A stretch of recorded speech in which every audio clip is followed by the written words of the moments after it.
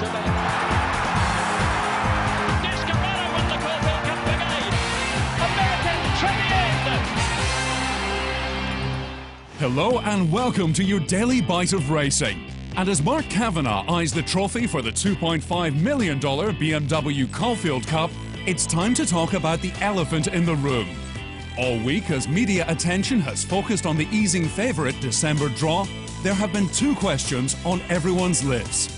The first, regarding doubts about the imported galloper's ability to run the 2,400 metres in top international company, has been freely asked and addressed.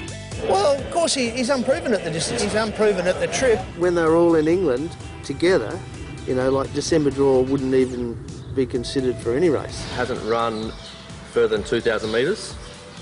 Not yet, but we're going to find out. You know, if you put December draw back into England and those guys rate next to him, they rate a long way in front of him. A long way. I believe he'll run it. We'll have to wait and see. But it's the second question that has been danced around, and it's all about the one that got away. December draw is not the first favourite Kavanagh and Michael Rodd have had for the Caulfield Cup. In 2007, one of the most amazing incidents in the history of Australian Group 1 racing occurred, when Maldivian reared and struck a piece of television equipment on top of his gates. The shortest priced cup favourite in 40 years was left with blood streaming from a cut on his neck. Kavanagh and Rodd left with shattered dreams. That's Maldivian has been unsaddled. This is extraordinary. But this week, they've tried to deflect any suggestion that this year's race means anything more because of what happened. Mate, what would it mean for you to win the Caulfield Cup after what happened with Maldivian a few years back?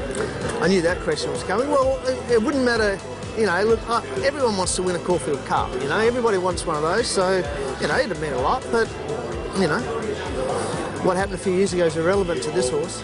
He doesn't know what happened. Rodd admitted that his confidence about winning the Caulfield Cup was tempered by the knowledge that in racing, nothing is predictable.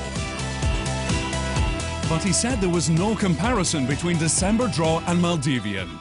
Maldivian was a lot bigger horse, real bold, rolling, you know, front-running type horse that had a good turn of foot, but then really battled away really strongly at the end of a race, where this bloke's is a little bit more trickier to ride, and you've got to time your run with him. The stable has been having a great run with wins by December draw in the Naturalism Stakes and the Turnbull Stakes, and Wednesday's amazing win by Atlantic Jewel in the 1,000 Guineas.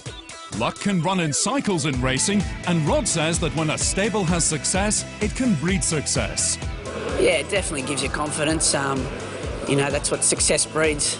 Success is what they say, and he's, you know, December draws in form, the stable's in form. I'm having not a bad run, so it certainly makes life a lot easier at the moment. Maldivian, though, is the reminder that things can change. Yeah, you can never get too far ahead of yourself in this game. You've just got to take things one day at a time and not get too far ahead of yourself. Just over the back from Kavanagh's stables at Flemington, the challengers were lining up today to suggest that the Cup won't be a one-act affair. Darren Beedman revealed trainer John Moore has a trick up his sleeve to improve the performance of Hong Kong visitor Mighty High. He's going to have a gear change on Saturday. He's gone from a Norton bit to a crossover. He's a bit of an awkward horse to ride at the best of times, but with the crossover, hopefully that might just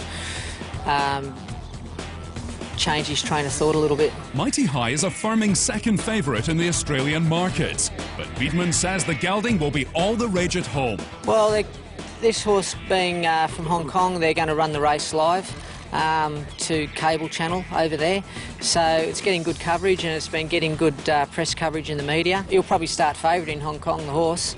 He'll get public support, but you know, he's had a good grounding for the race. And Gay Waterhouse, who won last year's Caulfield Cup with Descarado, is not playing down the chances of Tullamore for a repeat success. Oh, he's fabulous. He's really good. Bright as a button, just like all of you. And I'm really happy with him. He's peaking at the right time. He's lightly weighted in the Cup, and it's a winnable affair. You know, this year we're based in Melbourne basically 98% of the time, you know, and we're just trying to make sure that just everything flows along perfectly. And that's all for today. But we'll be back at Caulfield tomorrow to see how the BMW Caulfield Cup unfolds in our daily bite of the Victorian Spring Racing Carnival.